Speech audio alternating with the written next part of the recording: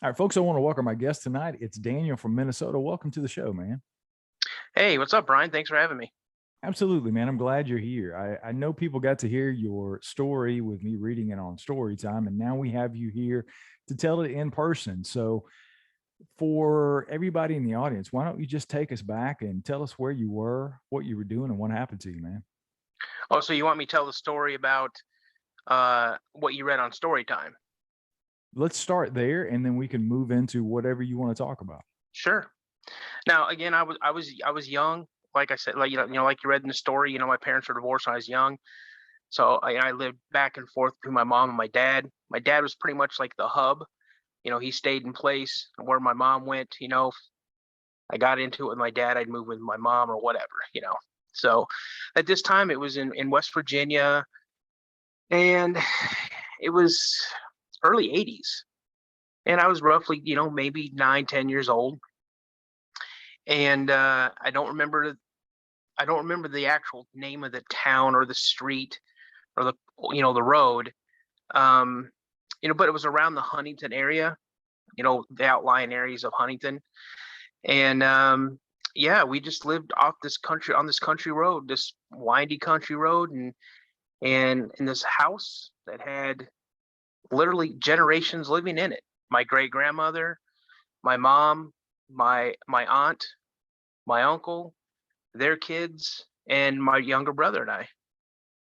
And out behind the house was nothing but woods. And any kid that age, you're attracted to them. And we'd go in the creek. We'd get snapping turtles. We'd bring them into my great grandma. She'd make turtle soup out of them. If we went up in the woods and shot some squirrels or possum or raccoon or whatnot, rabbit, that would go into a pot sometimes as well. You know, and easily hundreds and hundreds of times I was up in those woods by myself or with my cousins. And like I, read in this, like you read in the story, one day I was out by myself and I came across this shack. This, and I'm not really saying like a shack. It was more like I don't know. It had three walls and a roof and had like big open face. It was our fort. And we kind of made it our own. And like we cut up an old 55-gallon drum and drug it up there and made it to where we could have fires in there, and we'd cook stuff, hot dogs, whatever. And a few times we'd spent the night out there, all of us. So, me, my older cousin, not my little brother, not my youngest cousin, but my three older cousins and I, we'd go up there and tell ghost stories and act like we're in the army, and just good old country boys out there just having fun, causing trouble, not getting in trouble, but causing trouble. And just one particular day, I guess I had my 22 over my shoulder, and my grandfather was in World War II, Korea, and Vietnam, and the United States Marine Corps. And he'd given me a K-bar knife, and he said, this took care of me through World War II, Vietnam, and Korea. So, it'll take care of you. And I carried it with me everywhere I went, with the exception of school. I would have probably got some serious trouble with that. And then I had an old canteen that my uncle had when he was in Vietnam, my backpack, and I had a couple magazines for my Ruger 10/22.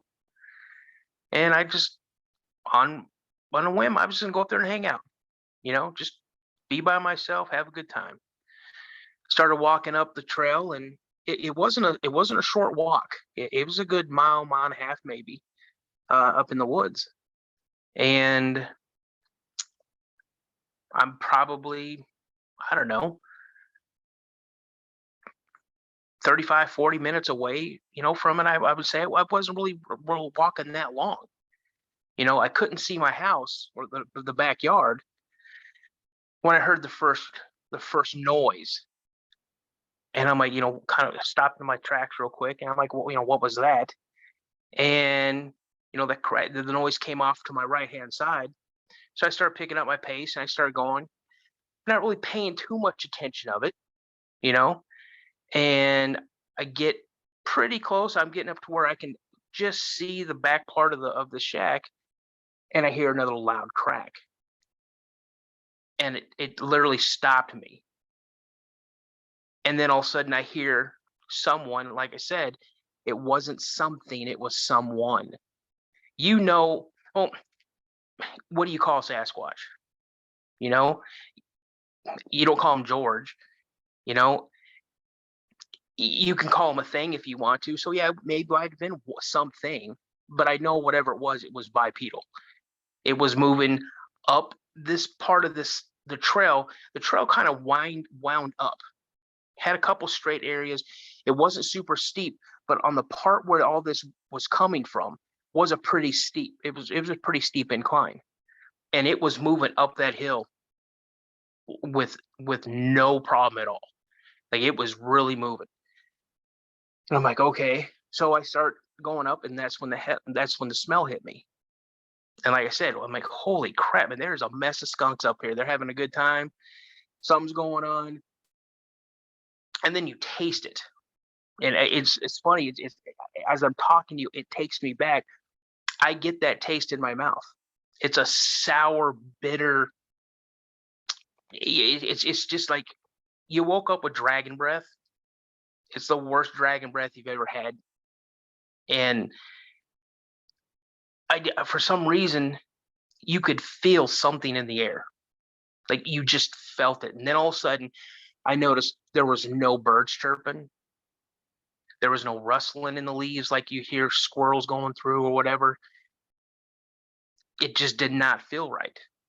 But whatever it was, something was compelling me to keep going forward, thinking if I get to that shack, I'm going to be safe. You know, I'm going to be perfectly fine. So as I start moving up, I have my rifle at the ready now, and I see the back part of the shack. And again, I hear a loud crack on the right hand side of the path. I get ready to take off, run towards the shack, and all of a sudden, that 55-gallon drum, that half of that drum, just goes chuck up in the air, 20, 30 feet easily. Like me taking one of my grandson's toys and just throwing it across the yard. And it just went up and over out of sight to the left. All of a sudden, lawn chairs go flying up. Now, I'm not hearing any growling, grunting, or anything like that. I'm not hearing any of that. I just hear like a tornado tearing up that area. And I'm like, holy, and I'm scared shitless. The only thing, and I don't know what I thought I was going to do, but I just, two shots real quick, bang, bang, with my 22 in the air, not towards anything, but just in the air, thinking, hey, that whoever's coming up this path is armed, we better take off, because I didn't know what it was. I didn't know if it was, my grandma said, you got to be careful. Sometimes hillbillies are up in there, and if you're messing around a steel site, they're not, So holy crap, this person's armed. Maybe we'll take off. Yeah, that just pissed them off even more. And I took, emptied my magazines, only like 5 shots, dropped it, put another one in, and I'm starting to back down the path. And being 10 years old, holding a 22 rifle, yeah, you kind of feel invincible in a way, I mean, what kid doesn't? Even if you have a toy, BB gun, you kind of feel invincible. And I said I was an excellent shot. I've always been a good shot. I'm a firearms instructor now. That's my side gig. I was a small arms expert in the Air Force. So I've carried that skill with me my whole life. And I was taught to shoot by my dad, my uncle, my grandfather, my cousins, who are all very, very good shots. And, again, I just shot in the air and I'm backing down. And I always heard and always knew that you don't turn your back where the action's coming from. If something is up there that is obviously showing aggression, if you turn your back and run, you become prey instantly. And I mean, if people are watching or hearing this, if you ever encounter a mountain lion, even a bear, if you turn and run, you're not outrunning them. It's not, you're going to die tired pretty much. And so I'd back up, I'd turn my head, I'd look over my shoulder, I'd back up a little bit. I might have like sidestepped, but I always kept my field of vision forward. And then I would scan left to right, left to right. And the whole time this is going on, there is shit going on. Oh, excuse me. There's stuff going on over to the left. There's stuff going off over to the right. It's not like they're right on top of me, but they're just out of my view. And again, these woods were relatively thick, even though all the leaves were not completely, the trees hadn't already shed all their leaves yet. This is like late September, early October. So it's just now really starting to turn into fall. But it seems like I'd quicken my pace, they'd quicken their pace. I'd slow down, they'd slow down. But I tricked them. I acted like I was going to take a couple steps. So I kind of like moved my body backwards like I was going to go. And you could hear them kind of stutter step off to the left or the right of me. And I definitely, that's when I really officially knew that something or someone was there and they were watching me. And for all I know now, they could have done harm. So as I'm going down, it took me less time getting out of the woods than it did going into the woods, because I was moving a lot faster. And I just glanced over. I remember glancing over to my left shoulder, and I saw the grass of our backyard. Okay. So all of a sudden, I'm like, okay, I got a few more, maybe 20 feet, 35 feet, maybe, before I get to our backyard. I get to the backyard, I'm turning around, and I am running all out. I'm going to move as fast as Carl Lewis would have not had anything on me taking off. Ben Johnson, you name all these, Usain Bolt, nobody would have got me. So as soon as I felt my feet hit that grass, I turned and I hauled ass towards the back door. And I got about 10 steps into my run when this scream, it started out like, and it just got louder and louder, and you could feel it. I felt like it hit me in the back and went through my chest. And I got about 5 steps from the door and I fell. Like I just Supermaned it. Got myself up, burst through the back door into the mudroom, and there's my great grandma sitting there. Boy, what the hell's going on out there? What are you doing? And the look on my face, I mean, I think about it now. I'm kind of getting a little emotional talking about it, because this woman was amazing. And a lot of kids nowadays don't know their great grandparents. And my nanny, whew, she was strong woman, short, crippled up, arthritis real bad to hands, but had a mean streak in her, and she just looked at me, and with the softest tone of her voice, she's like, baby, come here.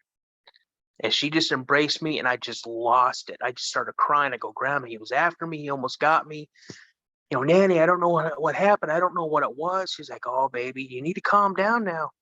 Calm down. She's like, son, you got to be careful. You got to be careful. Because them woods belong to them boogers. And if you ain't careful, them boogers will get you,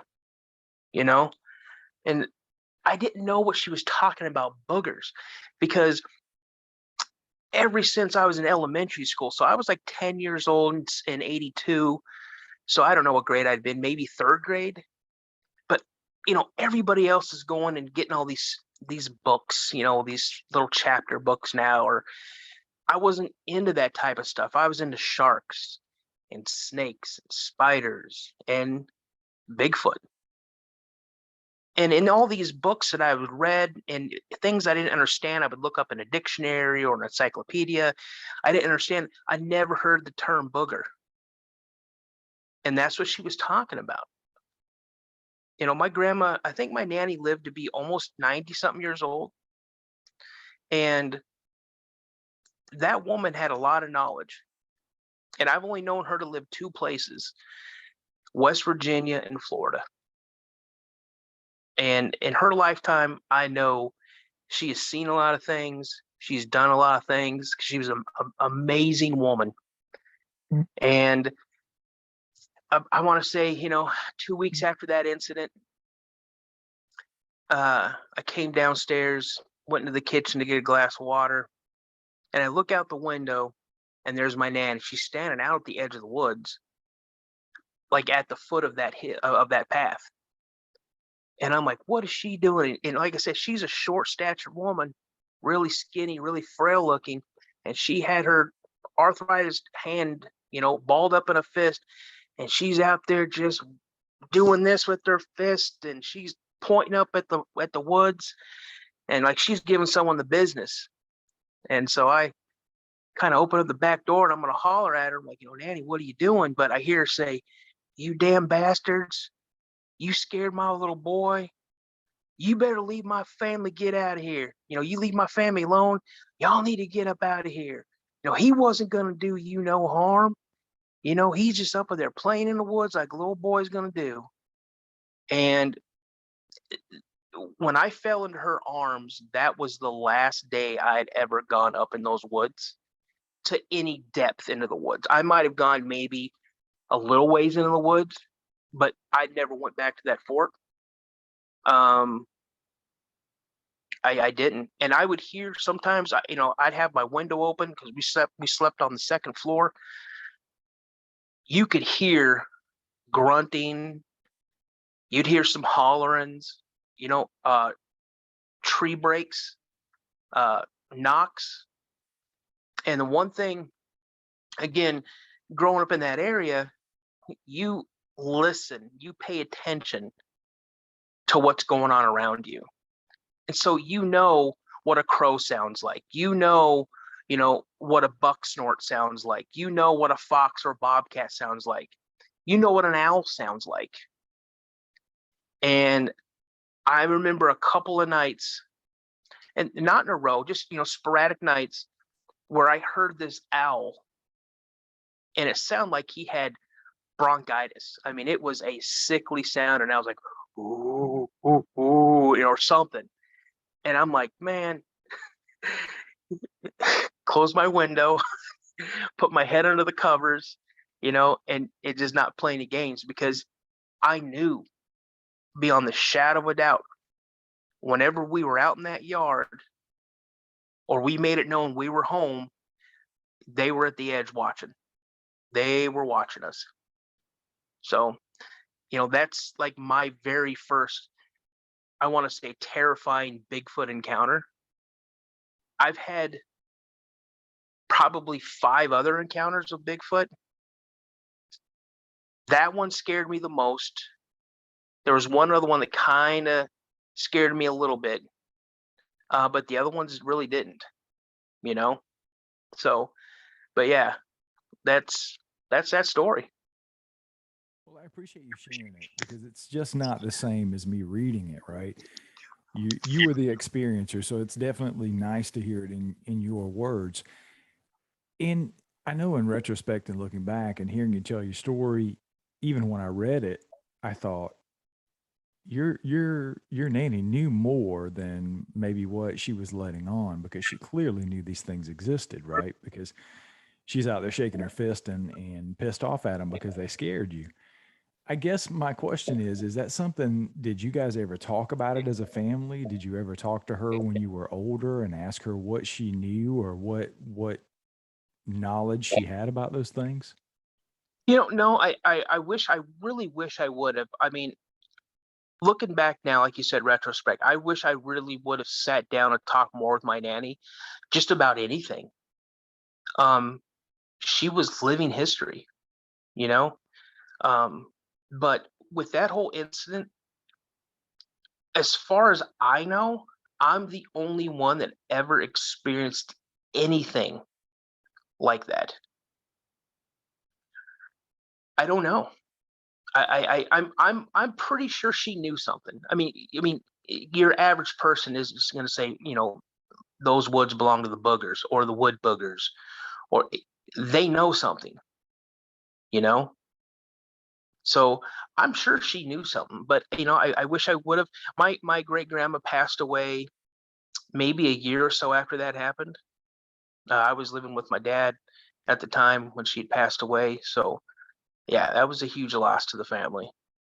So I can definitely imagine just the history that went with her and the things that she knew that other folks didn't get the opportunity to learn from her before she passed. I can only imagine.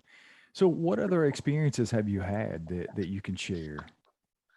well, um, this is when I was in, I want to say eighth grade, and I was living in Washington State. We were living in an area called Graham, Washington, and that's kind of like at the foothill of Mount Rainier. So it's not like right up. It's close to Mount Rainier. So if Mount Rainier erupts, that whole area is gone. Let's put it that way. Like Mount St. Helens was to that part of the state. If Mount Rainier goes, Tacoma's going to get wiped out. Puyallup's going to get wiped out. Yelm, PL, all those areas are just going to get wiped off the map. So let's hope that never happens. And we I just moved from my mom. I was living in Colorado with my mom, and I just moved back with my dad. My dad was living in this adult trailer park, and it wasn't really a trailer park because there was really no like single wides, double wides. It was more like fifth wheels and things you pull behind trucks. And he didn't want us to grow up in an environment like that. So he went out and he found a parcel of land, like 5 acres of land, and it was surrounded by big pine forests and other indigenous trees of that part of Washington state. And the property was off of this super long gravel road. Okay. The only light, stoplight on this gravel road was at the very beginning of the gravel road where it came off of a paved road. That was it. And we were about a mile and a half down this gravel road. And I remember when my dad would drive down this gravel road, it kind of had like just small little hills, nothing big. You definitely wouldn't want to drive your car or truck, speeding up and down this gravel road because you'd hit one of those little hills and you'd go airborne and you'd probably smash into the other one, you know.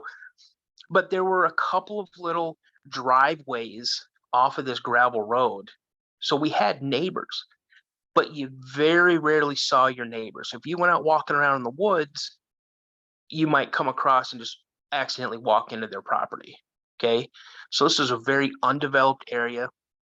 And so when my dad got there, he had already taken our fifth wheel, moved it onto the land, had already built a deck onto the fifth wheel. Now, this fifth wheel was in place and it was strapped down. It was solid.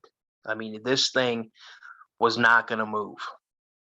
And during the summer, we would strip the land, and we weren't going to strip all of it. We just want to strip a nice little area. We had a nice yard, you know, where my dad could build a nice garage, a workshop, because he was a mechanic at one time, and he still liked to tinker on cars. Mm-hmm. And as we would do all this, we noticed certain things going on in the property. My dad had fall a tree. We would help limb it, and we'd cut it up. Sometimes it was too big for us to move, so my dad would have to go and rent, a piece of equipment to help move this stuff, but he couldn't keep it so long. He couldn't afford it, so he would take it back. There was a couple times where these logs, easily 10, 12 feet long, maybe 2, 3, 400 pounds, would just be placed where all the other logs were. What? And my dad would come home, and he'd be like, "What did you boys do?" "Oh, well, we cleaned all this up. We took the brush, we put it in the burn pile, and da da da da." He goes, "Well, how did all those logs? There's maybe 5 or 6 logs. How did those logs get over there with the other ones?" "Well, I don't know." He's like, "What do you mean you don't know?" "We don't know." I'm in 8th grade. My brother's in 6th grade. So you know, we know if something's going to move something.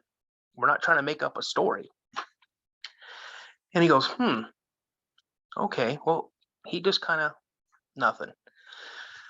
One night, as I don't know if you're familiar with what a fifth wheel looks like, but in the upper part, we had two twin beds. My brother's closest to the door side, and then my twin bed was on. So if you're looking out the front of the fifth wheel, my bed was on the upper level to the left. My brother's on the upper level to the right. And then you go down a couple of stairs, and there was a couch that turned into a bed for my dad. And it had to be, I don't know, 2, 3 in the morning. And we had just this crazy storm hitting us. Just wind, sheets of rain, thunder, lightning. I mean, that lightning would hit and like the whole inside of the fifth wheel would light up, even with the shades drawn. It just like, and I was wide awake and heard this huge crack of thunder. And next thing you know, I'm laying on my back and I'm rolling to my left. I'm literally rolling over onto my brother's bed. Our fifth wheel, it felt like something had hit our fifth wheel. And like our fifth wheel's this way, right? And it went up like this almost on its side and came back down. And I started freaking out and I pull the shade by my bed. And I look out through the window and I'm looking like this. And a flash of lightning hits and I see this huge. I'm going to tell you what I saw. It was a Sasquatch running into the woods. And I'm talking, if he walked up to our fifth wheel and I had my blinds open, I'd be looking at him right in the face. He was easily 7, maybe 8 feet tall. And I say I just put all of it into it as a male. Okay, it could have been a female. And I just go, Dad, a goddamn Bigfoot just almost tipped over the camper, or the camper. He's like, shut up, you're gonna scare your brother. Go back to bed. It was a branch. I go, Dad, a branch did not almost push us over. And my brother's like, what was that? What is that? I go, it was goddamn Bigfoot, Bobby. It's a goddamn Bigfoot. And he's like, shut up, stop saying that word. Bobby's like, Dad, I need to sleep with you. So my brother goes down there and he crawls in bed with my dad. And my dad's like, you can come on down here if you need to. I go, no, I'm good. Well, I slept between our beds.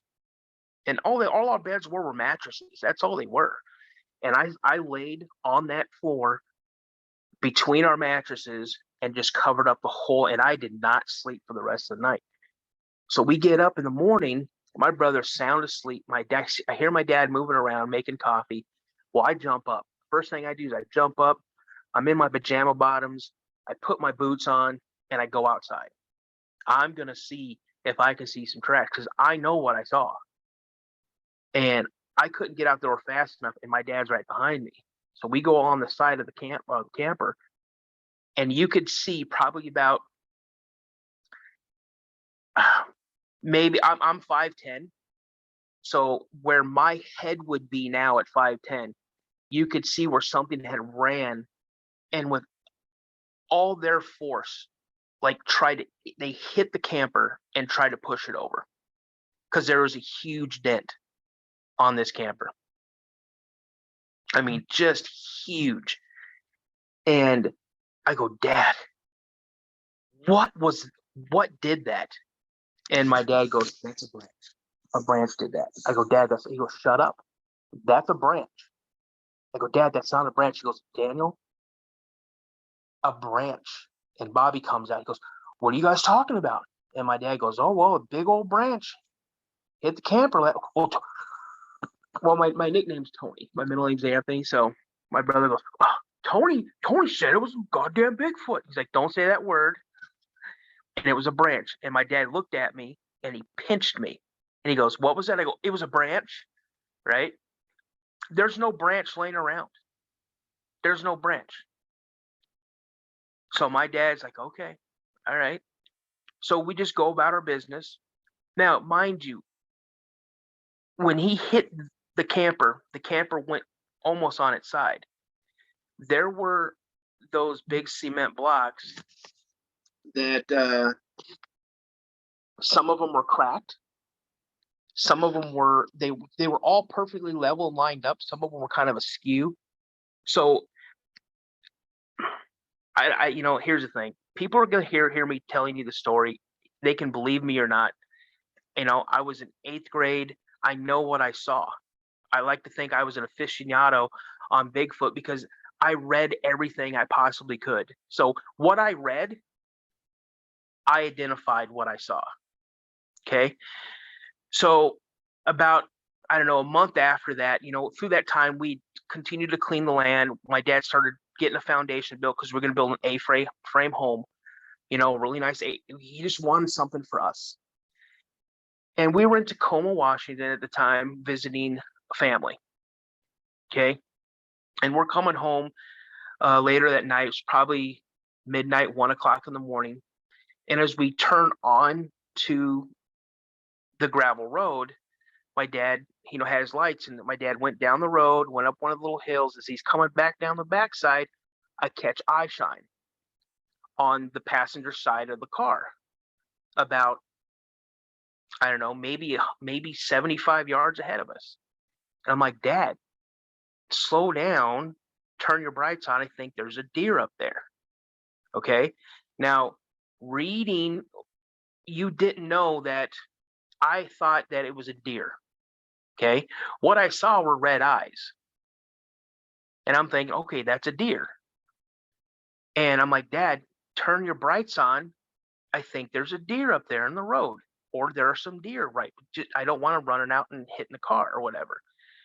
So as we go back up one of these other little hills, come back down the backside, my dad hits his brights, and this thing stood straight up.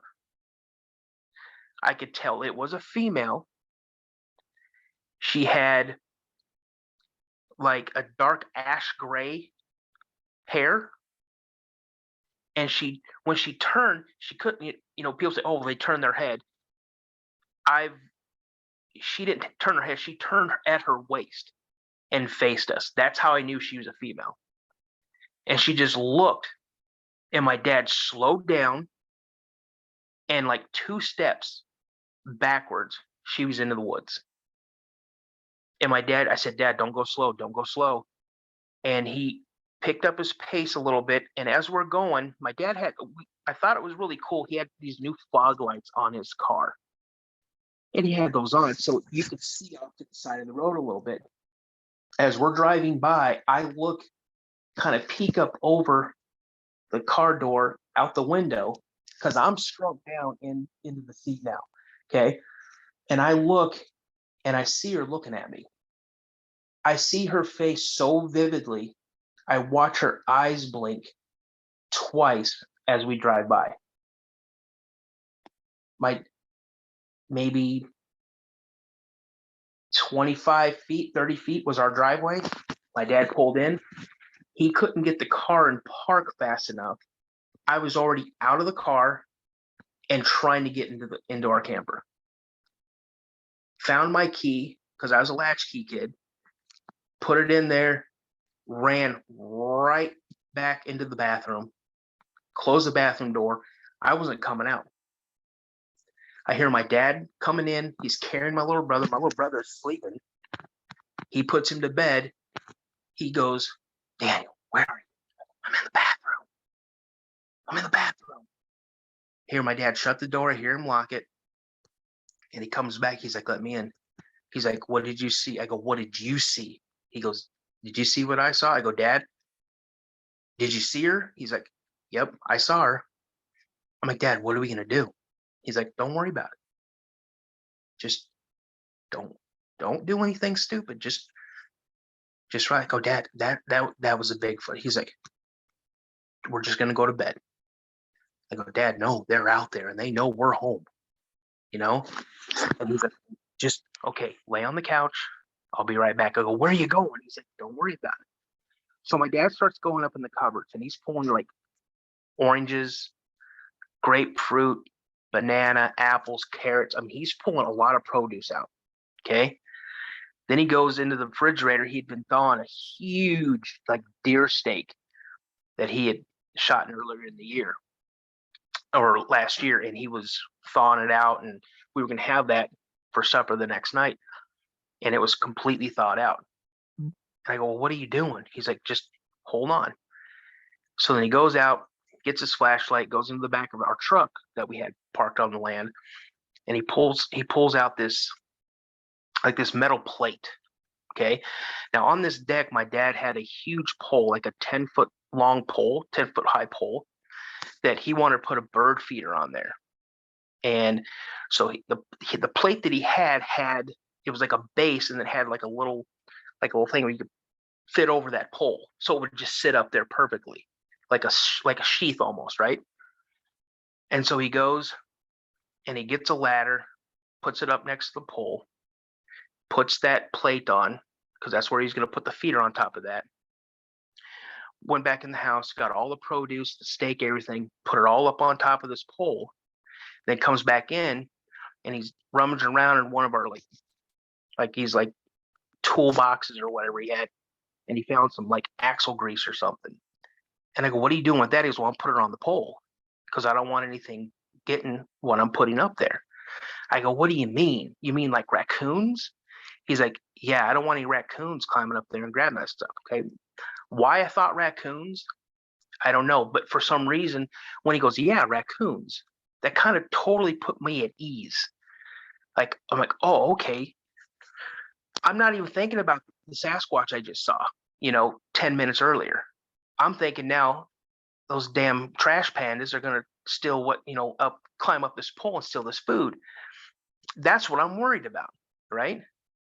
And so he goes, I'll be right back. So he goes outside and he comes back, has a rag, and he puts it in a plastic bag. And I go, what was the rag? He goes, well, I put the grease on here, and I went up and put the grease on the pole with the rag. I'm like, oh, okay.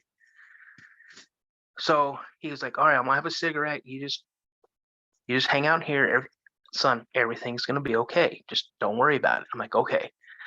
Now my dad was not a big man. My dad was 5'7", 130 pounds, maybe 140 pounds tops. But to me,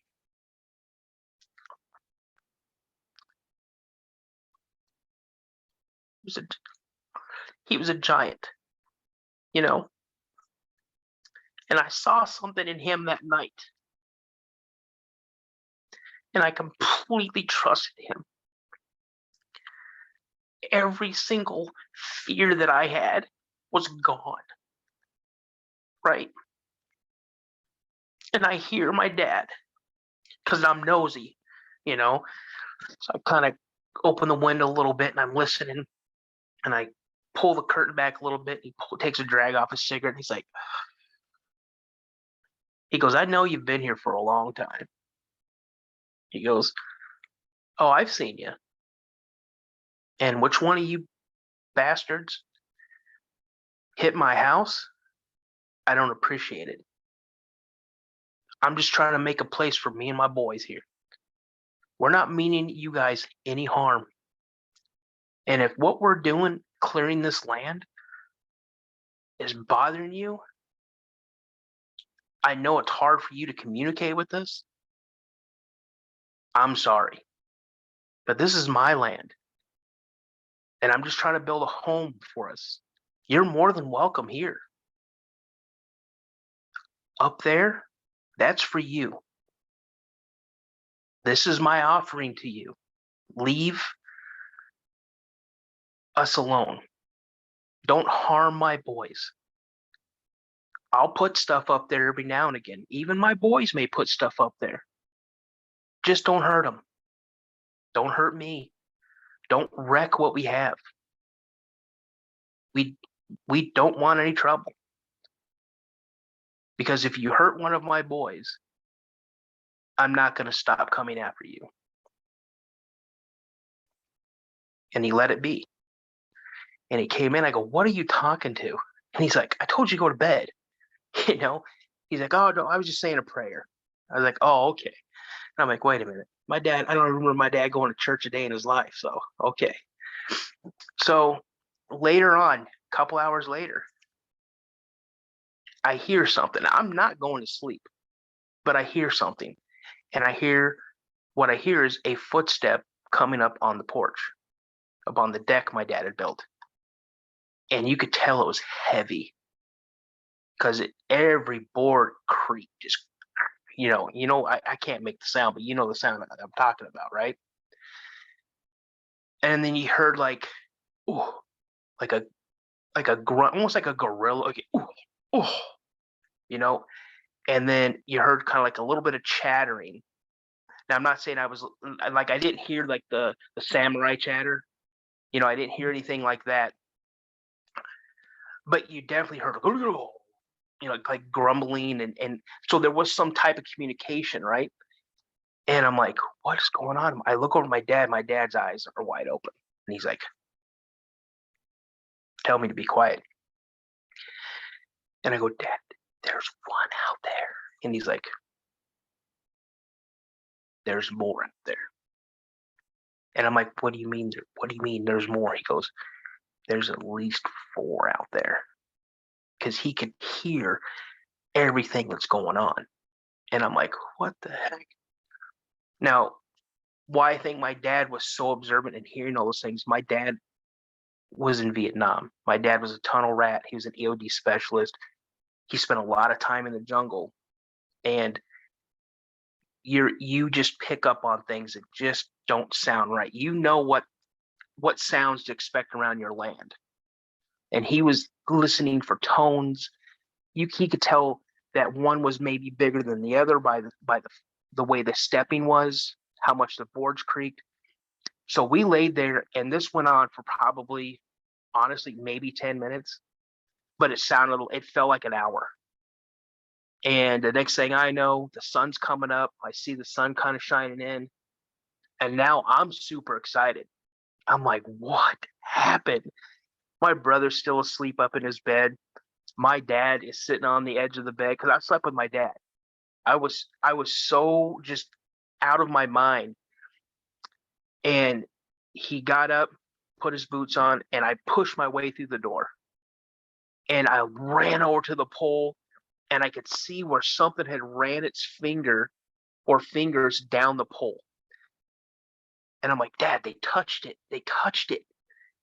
And then so I went and I grabbed the ladder, the little step ladder, and I climbed up as high as I could, and there was nothing up there.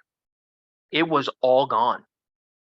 Every single thing that my dad put up there was gone. And I'm like, holy crap, Dad, they took it. They took it. He's like, yep. I go, so what does this mean now? He goes, well, hopefully they'll leave us alone. I says, well, what if they don't? He goes, well, then I guess I have to take action in my own hands.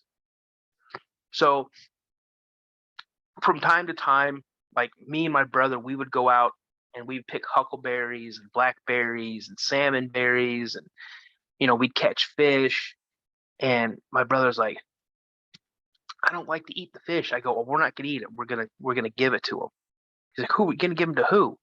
Now, granted, I had told my brother that me and my dad, like 2 or 3 weeks earlier, had seen a freaking Sasquatch that was easily 7.5, 8 feet tall, stand up in the middle of the road, and then take 2 steps back and disappeared into the woods until we drove by him. I didn't tell him my dad put stuff up on the pole and that we had 4 of them walking around our camper, because I don't think my brother would ever slept another day in his life, And he's like, what do you mean? What do you mean, them? Our neighbors? I go, yeah, our neighbors. Well, why are you putting it up there? Oh, the dad likes to have the kids try to climb the pole, or whatever. I don't exactly remember what I told my brother, but I told him something where it pacified him enough where he'd stop asking questions. Where I didn't want to come and say there's freaking Bigfoots on here, right? On this property we have. So I remember I caught a couple of trout and I put them up there. And he goes, man, I want to watch that dad try to climb that pole. I touched that pole the other day and it's got some grease on it. I go, yeah. I said, Dad put that on there because he doesn't want the raccoons to get up there. Oh yeah, those damn raccoons. You still got that 22? We can shoot all the raccoons around here if you want. I go, nah, we're okay. We're okay. So the night that I put that up there, didn't think anything of it because I expected him to take it. Right. So I wasn't listening for them in a way. I mean, I was kind of anxious, but I fell asleep. I didn't hear anything. I woke up the next morning and it was gone. And as I looked closer, they had left us something. They had left us like it was it wasn't like a polished rock, but it was like a shiny rock. You know, it wasn't like someone put it in a tumbler in it, but you could definitely tell it probably been in a river for a while or whatever. Um, we had some blackberries up there. Yeah, and that's what they left us, and it was really super cool, you know. And from time to time, like I said, if they would, I don't know, they would help if we couldn't move something when we got done with it. The next day, it would be over where we would put it. You know, brush was easily cleared for us. We had no problem clearing it, but it was like sometimes if we had a bigger log that we just could not pull, we tried to pull it. You know, we did everything we could. You know, the next day it would be over in the pile of where we would cut up the wood for firewood. You know, it would just blow my mind. And then October 25th, um, I want to say 86, maybe 87, probably 86. My dad was involved in a really bad car accident and he was almost killed. And so we had to leave that land, that property, and move in with my aunt in Tacoma. And that was the last time we ever stepped foot on that property again. So, but it was yeah, that was I wasn't frightened like I was in West Virginia with that one.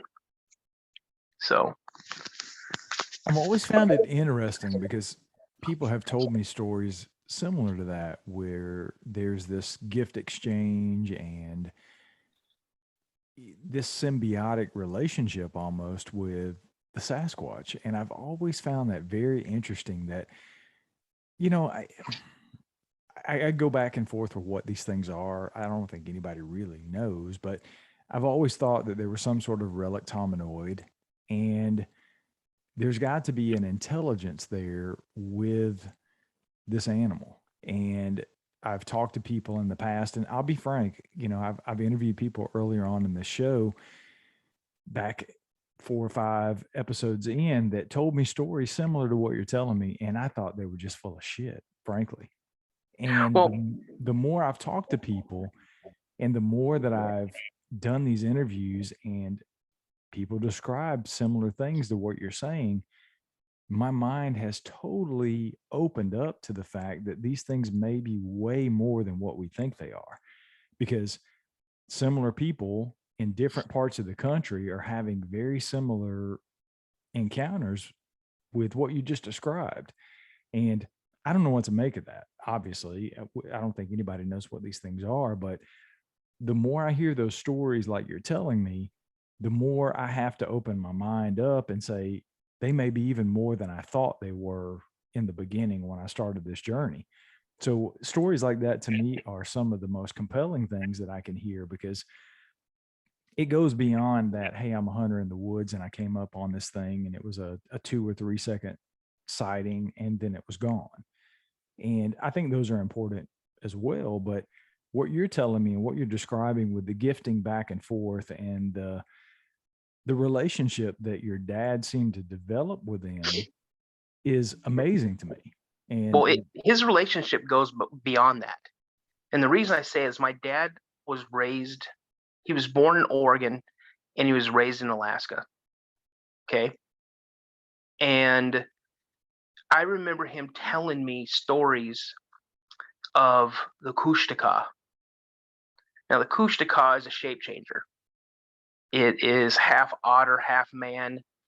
And he would tell stories that he had heard where hunters or fishermen or people traveling through the woods would come across this lone stranger and ask for like a cigarette.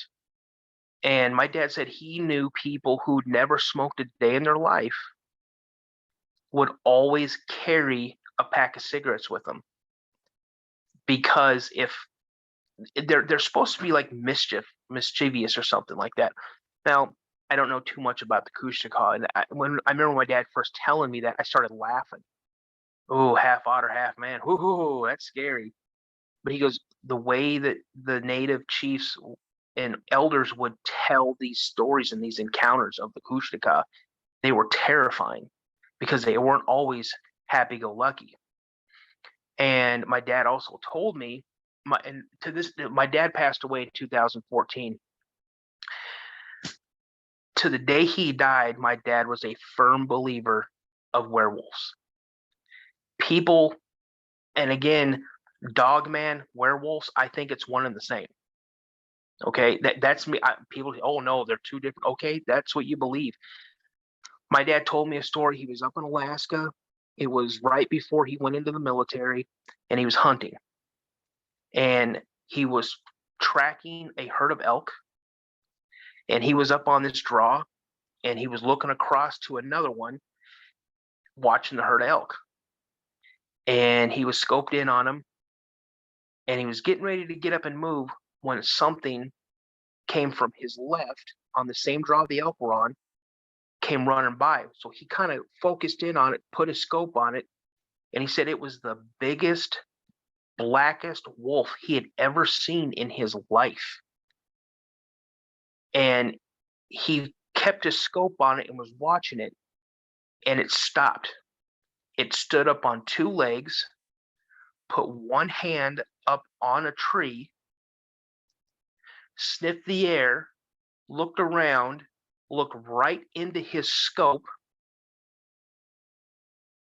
dropped down back on all fours, and took off running at the towards the elk.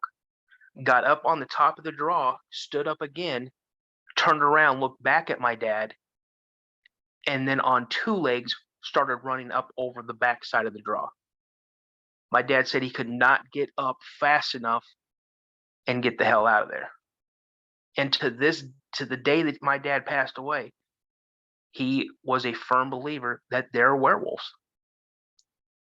And my dad was not one to tell a bunch of bullshit stories. I mean, yeah, he liked to have a few and talk about the olden days and stuff like that. But when it came to stuff like that, you could see, even if he had drinking a few drinks, you would see his demeanor completely change from happy-go-lucky to dead serious, and you knew he was not telling you a story. Yeah, it's fascinating, man. I've talked to so many people about Dogman, and if you've listened to the show, you know I've said it many times.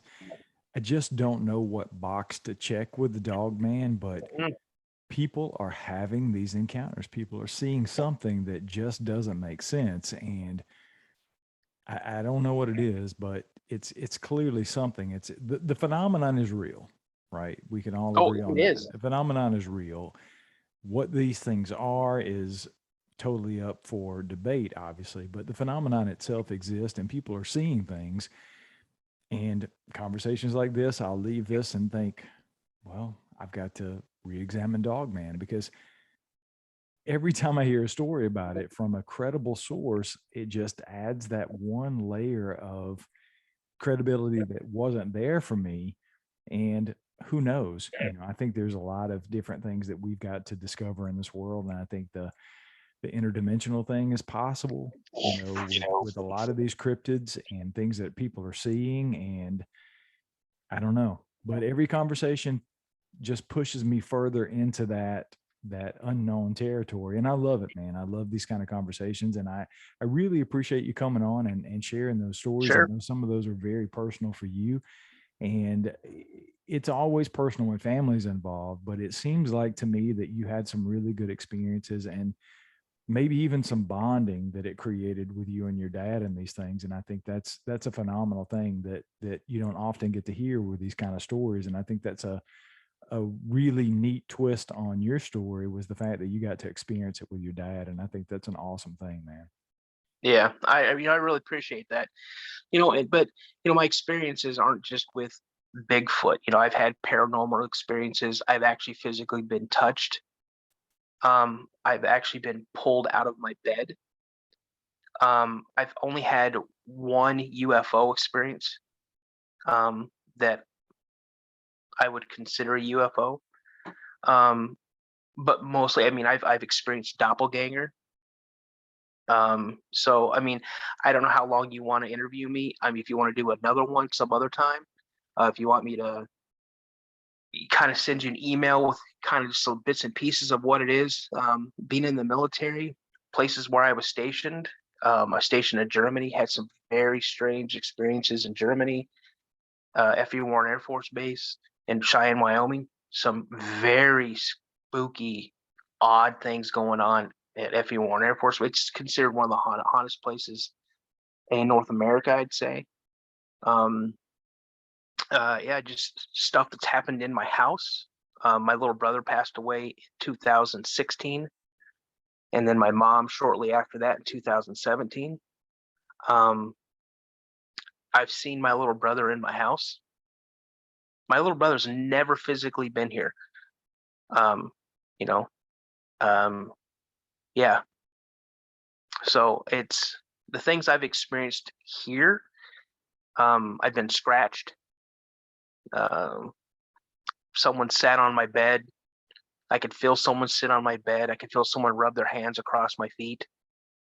Oh yeah, I'm telling you, man. That's a This is great all. teaser, man, because I just did an interview recently and I posted it over here on Sasquatch Odyssey, but I did it on the Paranormal Odyssey. It was I think it was Nicole talking about her experience with the ghost Willie from Atlanta, and she had the very similar thing about something sitting on her bed. So I think that's a perfect teaser. We'll have to set up another interview and get some of those things out there for sure. Oh yeah, But I really appreciate you coming on and sharing what you shared so far, man. And we'll definitely have to have you back for a round two on the Paranormal Odyssey for sure. yeah, absolutely. And like I said, I told you in the email I sent you chapter one. I'm going to write my experiences down as a book. You know, and if you'd like me to send you a chapter when I get it done, I'll be more than happy to. Yeah, that'd be awesome, man. I'd love it. So, but yeah, whenever you want to schedule me, I'm game, man. I love. I'm completely game for it. I really enjoy talking. It's kind of therapeutic for me in a way because I can't really tell anybody around here. My wife's the kind of person she has to see it to believe it. She has to experience it to believe it, and then she still won't believe it. And then my kids, think, oh, you just, you're talking out your ass, but I know what I've experienced. I know what I've seen. I know what I've smelled. I know what I've tasted, you know? So, Well, I definitely appreciate you sharing it with us tonight, man. It's been an honor and a pleasure to have you on, and we'll definitely have you back. sure, absolutely. I'm glad All to right, see you that was before. a good ending. I was trying to get that professional ending in there so we can wrap up off air. So, Okay. um, yeah, I definitely would like to have you back, man. It sounds like you've had some really cool experiences, and I'll get my shit together on this end with the audio because I can still hear feedback when I'm talking, so something's definitely not right. But I will definitely make sure that this is professional quality when it comes out. I mean, you've heard the show; it's the audio sucked in the beginning, but I pride myself on my audio now. With the help of Wes over at Sasquatch Chronicles, I've got my shit together over the last 7 or 8 months. But um, Yeah, Wes is good people. And I don't know if you've ever talked to Tony Merkel. I've reached out to Tony, and I'll be perfectly frank, and I won't go into details as to why, but Wes and I don't really talk anymore. I'll just leave it Mm. at that. Hey, well, that's on your ship, man. Yeah. What Wes, I had one interview with Wes. I told Wes about the camper. Hmm. Um, Tony, I've had two shows. I've had one regular show and then an overtime show. And I've gone through a lot of stuff with him that I'll go over with you as well. That'd be awesome. If you want to. What did you think of the first chapter that I sent you, The House I on the thought Hill? I thought it was a really good start, man. I think it sort of pulls you in and sucks you into the story, and I wanted to know more about what was going on. So that was definitely a good start. But yeah, if you want to send it to me as you write it, I would love to read it and be a part of that process. And Yeah, you know, if you get to the point where you're telling some stories that you're okay with me sharing, and you want to work out something where I kind of share it on the show for people to kind of get hooked in a little bit yeah. at a time, we can certainly do that as well. I don't You mind know, doing that at all. anything that I had that I want to that I share, you're more than willing to read, have me on. Honestly, again, what you and Wes and Tony do, you guys may not think it, but you guys help people. You guys are like psych you're like psychologists or psychiatrists for the soul, because a lot of this stuff weighs really heavy. And the one I told you, that you read and that I told you about West, I've never told that to anybody. Yeah, Yeah. when I read that it had never been told and never even been written down before that, I took it very seriously because I wanted to do it justice.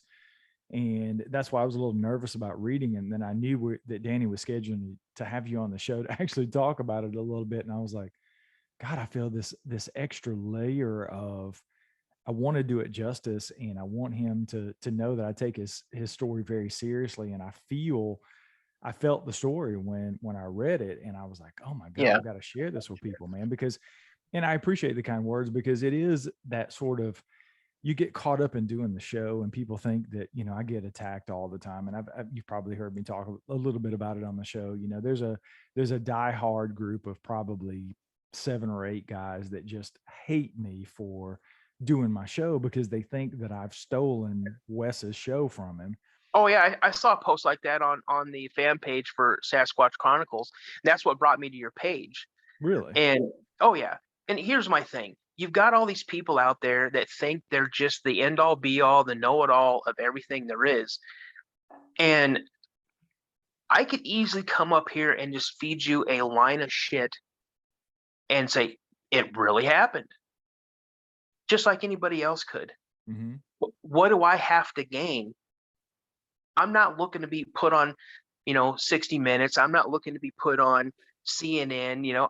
No, I want to help other people out there. If you've ever experienced something, reach out to one of these guys when you feel that you're ready to, Yeah, you and know? that's the important part of all of this, is that's why I continue to do the show, because I talk to so many people that don't have anybody to talk to. They can't talk to their husband, they can't talk to their Yep. wives, they can't talk to their friends, they can't talk to their coworkers. And I believe that these people are experiencing these experiences. And if talking to me for an hour or 30 minutes or whatever, even if it's just emails that they send me, because tons of people communicate that don't come on the show, Hmm. that's why I do it, because because I've had experiences in my life that I can't explain. And Right. if this show helps 5 people a week, 10, 15, 20,000 people a day listen to the show. Well, if everybody's listening to it for entertainment and then 5 people get something truly life changing out of it, then I've done my job. Yeah. That's what it's really all about, is the people that are having those experiences that feel like they're crazy. And I want them to know that I don't think you're crazy. You know, Right. I welcome you to come on the show and share, and I will be a sounding board and continue to communicate. I still communicate with people that I've had on the show. I'm 80 shows in, and I've had these people on 7, 8, 10 months ago, Yeah. and we still talk on a regular basis. They've got my Oh, phone for number. sure. They can send me a text message, if they find something or go through something or whatever. I'm just a real person trying to get through life. I work a 50-hour a week retail job. Yeah. Um, I'm no different than anybody else. So With my whole experience with my great grandma and stuff, she's the only person that knew, but I mean, I didn't tell her every single thing that happened, you know? And then the whole thing when I posted on your fan page, about when I was in the military, you know, that's the first time I've ever spoke about that either. because like I said, I was told, I was given a direct order. If you are asked, it was op 4. You prevented an op 4 ambush. Mm-hmm. And we only have blanks, and you have blank adapters on the end of your rifle, the end of your machine gun. So you're not shooting any projectiles, and that blast from that blank suppressor, whatever comes out the end of your barrel, it's just gonna dissipate it off to the sides. Mm-hmm. And here's this fucking thing walking up behind a squad of guys, like literally walking up fucking behind them. And then, like I said, my instructor got on the starlight scope and saw it. And next thing you know, popped a flare and said, light that motherfucker up. And all I did is I just, and it just like the whole fucking sky lit up. And that thing took off. I've never seen anything move that fast. It's like 1 minute was there and then it was gone. I mean, I saw it. I mean, the old asshole and elbows. That's all I saw. I mean, he was gone, and he covered easily 250, 300 meters in seconds. Wow. Well, I want to, I'll get Danny to schedule, I'll get him to reach out to you and get you scheduled for another round, because I think we definitely need to go into the more paranormal stuff and some of those stories like that. Anything you're willing to share, we'll definitely get you back on and probably do another hour or so of that if you're willing and you have time to do it. I'm pretty booked up. I filmed a television show a couple of months back, and they're coming back, I think, next week to film some pickup stuff. And I think he's got me booked through the first couple of weeks in December. Well, congratulations on that, man. Well, that's a good problem to have. It's a tough thing, but it's a good problem to have, because when I first started the show, I couldn't get anybody to talk to me, and now everybody's clamoring to get on the show, which is a good thing. Well, and you got that TV thing going, you just said, so congratulations on that.